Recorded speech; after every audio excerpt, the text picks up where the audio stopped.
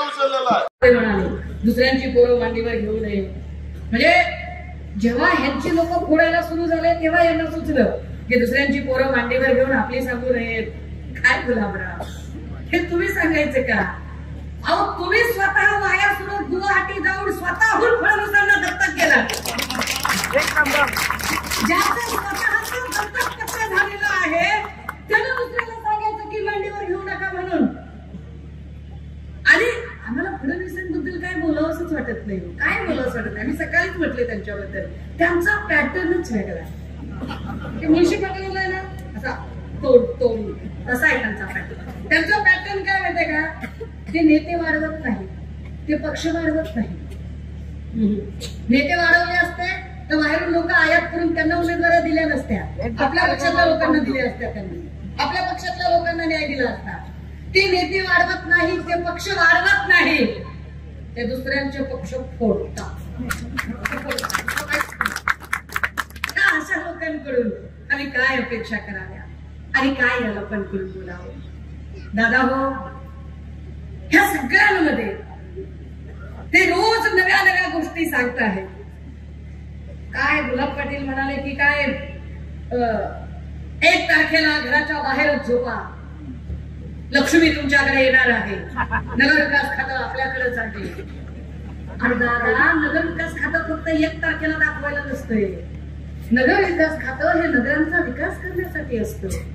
नगरांचा विकास जर तुम्ही केला असता तर 1 तारखेला तुम्हाला असं रात्रभर वटवाघळासारखं फिरायची गरज काय पडणार आहे? तुम्हाला रात्रभर निवडणुकी मतदानाच्या आदल्या दिवशी फिरायची गरज पडते. याचा स्पष्ट अर्थ आहे की तुम्ही आधी काहीच काम केलेलं नाही आणि तुम्ही कामांच्या जीवावर तुम्ही मतच मागत नाही आहात. तुम्ही पैशाच्या जीवावर ताल करू पाहताय. तुम्ही बघा भाजपचा किंवा शिंदेचा प्रत्येक उमेदवार काय पद्धतीने बोलत आहे. त्यांची भाषा एकच आहे, निधी आमच्या हातात आहे, आम्ही निधी देणार आहोत. अरे म्हणजे सरळ सरळ कायदा, आम्ही कसा कायद्याला आम्ही मानतच नाही, आम्ही कायद्याचं उल्लंघन करतोय. आमच्यासाठी कायदा वेदा काही गोष्टच नाही, हे जणू एका अर्थाने ते स्पष्टपणे कबूल करतात. आणि विशेष यातल्या एकावर निवडणूक आयोग कसलीही अजिबात कारवाई करत नाही. निवडणूक आयोग यातल्या एकालाही अजिबात नोटीस वगैरे पाठवत नाही. हे सगळं इतकं भीषण वास्तव आहे आणि ते सरळ सरळ बोलून दाखवतात की काही काम बिम करायची गरज नाही. लोकांना आम्ही मतदानाच्या दिवशी आदल्या दिवशी पैसे दिले की विषय संपला. राजे हो, हे नीट समजून घ्या की आपल्या मताची किंमत जर ते अशी 2-4 हजारात करत असतील तर आपल्याला पुन्हा प्रश्न विचारायचा अधिकार असेल का? मला वाटतं की आपलं मत त्यांना प्रश्न विचारू शकू, तर आपण गिरीश महाजन सारख्या लोकांना प्रश्न विचारू शकू, तर आपण सुहास गांधी सारख्या माणसांना प्रश्न विचारू शकू. अदरवाईज आपल्याला प्रश्न विचारायचा अजिबात अधिकार मिळणार नाही. या सगळ्यांमध्ये मनमाड आणि मालेगावच्या शांततेसाठी आणि सुरक्षिततेसाठी ही सगळी एकजूट अत्यंत महत्वाची आहे. मला या गोष्टीचा आनंद आहे की ज्या उमेदवाराला नगराध्यक्ष पदाची उमेदवारी शिवसेना उद्धव बाळासाहेब ठाकरे पक्षाकडून मिळालेली आहे, हा उमेदवार अनुभवी उमेदवार आहे. या उमेदवाराने याच्या आधी या मनमाड नगरीसाठी काम केलेलं आहे आणि मनमाड नगरीसाठी त्याने काम केल्यामुळेच, कदाचित त्याच्या कामाची पावती असल्यामुळेच आपण वारंवार त्यांच्यावर विश्वास ठेवलेला आहे. तो विश्वास त्यांनी प्राप्त करून दाखवलेला आहे. मधल्या काळात खंड पडला, जो खंड पडला त्याचे परिणामही आपण बघितले. या सगळ्यांमध्ये पुन्हा एकदा नवी घडी बसवण्याची जर आपल्याला संधी मिळत असेल, पुन्हा एकदा जर तब्बल 7-7.5 वर्षांनी हे इलेक्शन आले, या 7.5 वर्षानंतर जर आपल्याला ही नवी संधी, आपला नवा प्रतिनिधी निवडण्याची मिळत असेल आणि जर तुमच्यापैकी प्रत्येकाचा जीव हळहळला असेल, जर तुमच्यापैकी प्रत्येकाला तुमचं काळीज हललं असेल, थरथरलं असेल की काहीही व्हायला पाहिजे पण एखादा जीव असा भरल्या ताटावरून जाता कामा नये. ज्या पद्धतीने नितीन भाऊंचं अतिशय अकाली जाणं झालं, हे जीवाला चटका लावणारं आहे. हे आपल्या सगळ्यांना हुरहुर लावणारा आहे.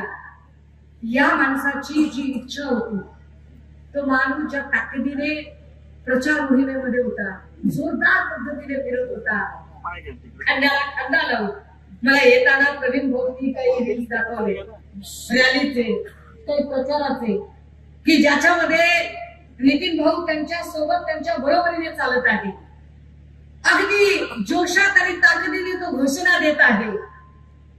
ज्या लेकराला कधी असं वाटलंही नसेल की आपल्या बाबतीत असं काही घडू शकतं, ज्याने इथून निवडून येण्याची स्वप्न बघितली, ज्याने इथे प्रतिनिधित्व करण्याचं ठरवलं, त्याच्या प्रतिनिधित्वाला जर खरा न्याय द्यायचा असेल तर निश्चितपणे आपल्याला एक ठाम निर्णय घेऊन नितीन भाऊंच्यासाठी आदरांजली देताना, ती आदरांजली की आम्ही काही केलं तरी कुठल्याही प्रलोभनाला बळी पडणार नाही, आम्ही कुठल्याही आमिषाला अजिबात बळी पडणार नाही. आम्ही अत्यंत सजगतेने आणि अत्यंत जागरूकतेने हा निर्णय घेऊ. आणि हा निर्णय घेताना आम्ही हाही विचार करू. मला वाटतं मी 2007-08 ला वगैरे इकडे आले होते आणि माझी एक सभा झाली होती. त्या सभेतली एक पोलीस केस माझ्यावर आता मिटली ती. आणि केसेसचं काय नाही, ते आपल्याला मिळेल. आपण काय थोडीच कुणाचा खिसा कापल्याची केस आपल्या अंगावर आहे, सामाजिक प्रश्नांची आहे. त्यामुळे शिवसैनिकांना म्हणजे वाया गेलेली केस होण्यापेक्षा अंगावर पडलेली केस कधी पण चांगलीच आहे. काय त्याला काय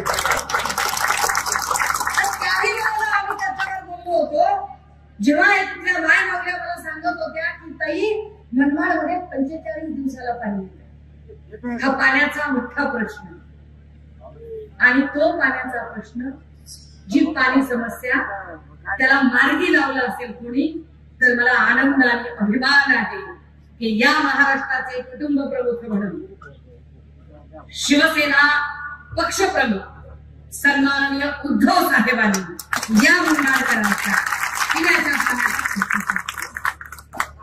म्हणजे जर संधी मिळाली तर माणूस किती सकारात्मक काम करू शकतो. दादा हो, ही संधी पुन्हा एकदा आपल्याला द्यायचीच आहे त्यांना, पण ती संधी देण्यासाठी आधी थेंबे थेंबे तळे साचे म्हणत इथला एक एकक आणि त्यातला प्रतिनिधी आम्हाला निवडावा लागेल, जेणेकरून हे निवडलेले प्रतिनिधी पुन्हा त्यांचा प्रतिनिधी निवडतील, त्या प्रतिनिधीचा वरचा प्रतिनिधी आणि मग सभागृहाचा प्रतिनिधी, सभागृहाचा गटनेता निवडला जाईल. यासाठी गरजेचं असेल की या एककांमधली निवडणूक ही जास्त महत्वाची आहे. निवडणुकीचं चिन्ह तुम्हाला माहिती आहे चांगलं, आहे की नाही? म्हणजे या सगळ्या काळामध्ये बाकीचं काहीही झालेलं असलं तरी आता आम्हाला निवडणुकीचं चिन्ह ज्या पद्धतीने मिळालं, मला स्वतःला इतका आनंद आहे. कारण मी चळवळीतून आलेली आहे आणि चळवळीमध्ये कायम आमच्या चळवळीमध्ये मशाल मोर्चा काढणं, मशाली हातात घेणं आणि विद्रोहाची मशाल व्यक्ती ठेवणं त्यामुळे होतं. आणि त्यामुळे ती विद्रोहाची मशाल नेमकी तीच मशाल आम्हाला निवडणुकीचं चिन्ह म्हणून मिळाली. ज्या मशाल चिन्हावर शिवसेनेची एक मुंबईची निवडणूक झाली आणि वंदनीय बाळासाहेबांच्या स्मारकाच्या समोर अगदी आपल्याकडे चिन्ह नव्हतं तेव्हापासूनही जे काय नियतीचे संकेत असतात की तिथे मशाल पेटती आहे.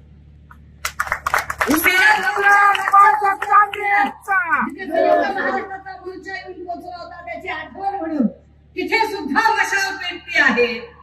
ही मशाल जी अंधाराला जाळत जाणारी आहे, ही मशाल जी अन्यायाच्या विरोधात वाचा फोडणारी आहे, ही मशाल जी ताकदीनं इतक्या गोरगरीब, पीडित आणि शोषित आणि वंचितांच्या पाठीशी ठामपणे उभी राहणारी आहे.